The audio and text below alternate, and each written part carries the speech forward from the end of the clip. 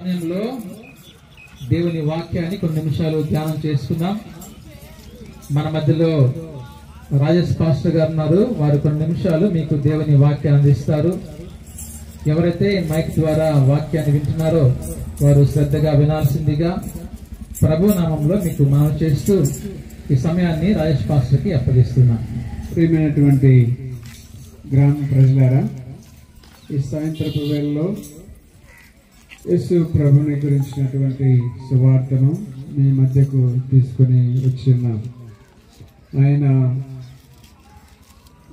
పాట పాడినటువంటి రీతిగా ఈ లోకంలో ఉన్నటువంటి వారందరినీ కూడా పిలుస్తూ ఉన్నారు. ప్రయాసపడి భారము మోస్తున్నటువంటి సమస్త జనులారా, నా యొద్దకు రండి, నేను మీకు విశ్రాంతిని కలుగజేస్తానని యేసుక్రీస్తు వారు పిలుస్తూ ఉన్నారు. ఇలా ఈ లోకంలో జీవిస్తున్నటువంటి మనము, ఈ లోకంలో బ్రతుకుతున్నటువంటి మనము పాపంలో జీవిస్తూ ఉంటున్నాం. పాపంలో జీవిస్తూ పాపంలోనే మరణిస్తే నిత్య నాశనం అంటే అగ్నిగుండం, నరకం.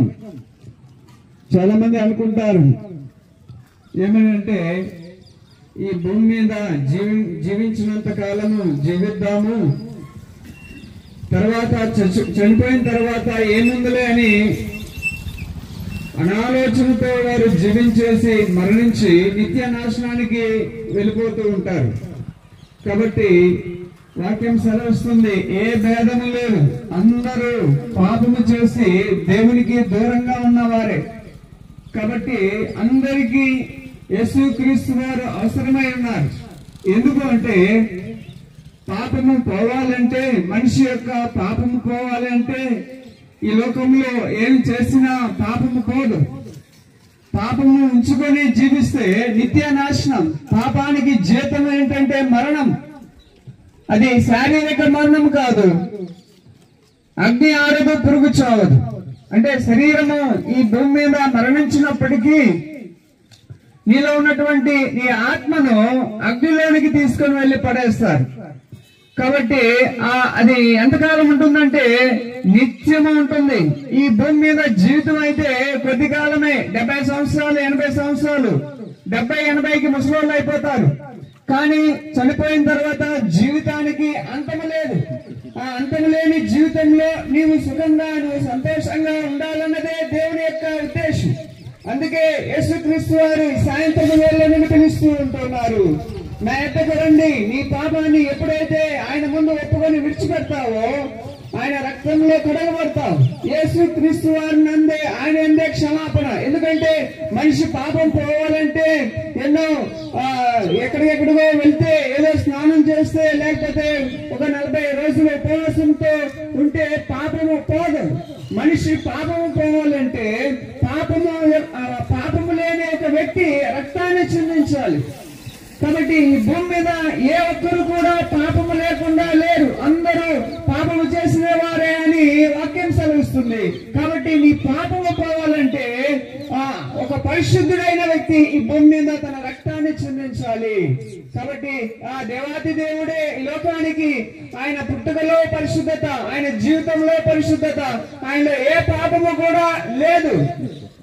కాబట్టి ఆయన దేవాతి దేవుడు, భూమిని ఆకాశాన్ని సృష్టించిన దేవాతి దేవుడు నీకోసం ఈ లోకానికి మనిషిగా ఈ లోకానికి వచ్చి నీకోసం మరణించి నీకోసం తన రక్తాన్ని అంతటినీ కూడా దారిపోసాడు. కాబట్టి ఎవరైతే యేసు ప్రభునందు విశ్వాసం ఉంచుతారో, ఆయన నమ్ముతారో, వారు ఉచితముగా నీతిమంతులుగా తీర్చబడతారు. ఉచితముగా వారి యొక్క పాపము పోతుంది పిల్లారా. కాబట్టి ఏ తోళ్ళ యొక్క రక్తము, ఎడ్ల యొక్క రక్తము, మేకల యొక్క రక్తము మనిషి యొక్క పాపాన్ని తీసివేయలేదు.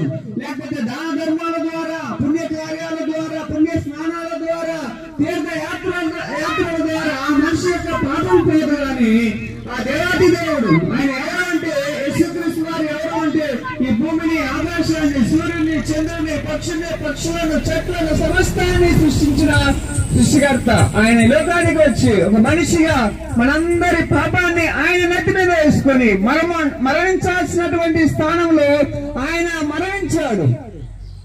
ఆయన ఎందుకు శిలువలో చేతగాని వాడిగా చనిపోయాడంటే ఆయన శక్తి లేనివాడు కాదు, కానీ మనందరి యొక్క శిక్షను ఆయన మీద వేసుకొని ఆయన చనిపోయాడు. కాబట్టి ఎవరైతే యేసు ప్రభువునందు విశ్వాసం ఉంచుతారో వారి పాపాలు క్షమించబడతాయి. ఎవరైతే నువ్వు ఏం చేయాల్సిన అవసరం లేదు, యేసు ప్రభు నమ్ముకుంటే చాలు, నీ పాపాలు క్షమించబడతాయి. నీవు నిత్య రాజ్యానికి అంటే నిత్యము జీవించే ఆ స్వర్గానికి, ఆ పరలోక పట్టణానికి నీవు వారసులుగా అవుతావు. కాబట్టి ఈ మాటలు వింటున్నటువంటి నీవు ఈ మాటలు ఇప్పుడు నిర్లక్ష్యం చేయొచ్చేమో,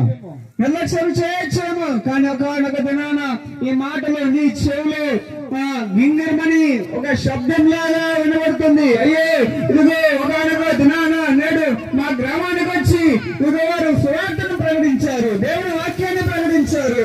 అప్పుడు విన్నాను, నమ్మలేదు. అయ్యా నేను అప్పుడు నమ్ముంటే నాకు ధనం లేదు అని నువ్వు చనిపోయిన తర్వాత అక్కడ నీకు తెలుస్తుంది పిల్లరా. కాబట్టి నీ ప్రాణం ఉన్నప్పుడే, నువ్వు చనిపోక ముందే యేసు ప్రభువుని సొంత రక్షకునిగా అంగీకరించి నువ్వు ఆయన విశ్వాసం ఉంచినట్లయితే నీవు నీ కుటుంబము రక్షింపబడుతుంది. కాబట్టి ఈ మాటలు వింటున్నటువంటి నీవు యేసు ప్రభువుని నిర్లక్ష్యం చేయొద్దు. ఆయన అందరికీ ప్రభువు, అందరికీ దేవుడు. ఆయన అందరి కోసం ప్రాణం పెట్టాడు. ఏ ఒక వర్గాని కోసము, ఒక జాతి కోసము, ఒక తెగ కోసము ఆయన ప్రాణం పెట్టలేదు. కానీ ఈ భూమి మీద ఎంత మంది అయితే ఉన్నారో అందరి కోసం తన ప్రాణాన్ని పెట్టాడు. అందరినీ ప్రేమించాడు, అందరి కోసం ప్రాణం పెట్టాడు. కాబట్టి ఎవరైతే ఆయన యందు విశ్వాసం ఉంచుతారో వారికి రక్షణ.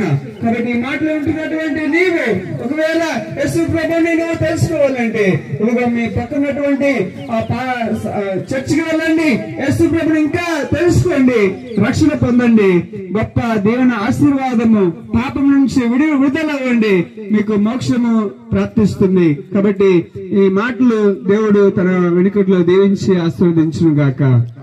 ఆమేన్. దేవునికి స్తోత్రం. చక్కని వాక్య భాగాన్ని మనం విన్నాం.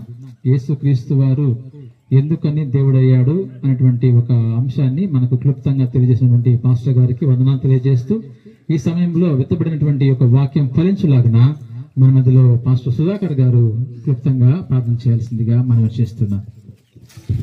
స్తోత్రం. ప్రేమ కలిగిన నా తండ్రి, కృప కలిగిన నా ప్రభువా, కృపా సస్య సంపూర్ణుడైన యేసయ్య నీకే వందనాలు తండ్రి. అయ్యా, అల్లూరు మండల ప్రాంతంలో ఎంతో శ్రమపడి నీ సువార్త ప్రకటన చేసేదానికి పురుని గ్రామాన్ని దర్శించారు. నాయన నీ వాక్యాన్ని అందించారు. ఈ బిడ్డలకి రక్షణ కల్పించు. ఎక్కడ ఎలాంటి ఒడదడుకు రానికుండా, ఎలాంటి అపవాదులు సాతాను శక్తులు అమ్మిడికి రాకుండా నీ మార్గంలో నడిపించి ఉన్నతమైన ఓర్పు, సమాధానం, శక్తి, బలం, ఆరోగ్యం సంపూర్ణంగా దయచేయమని యేసు పరిశుద్ధ నామములో ప్రార్థన చేసి ఏడుకొనుచున్నాను తండ్రి. ఆమేన్.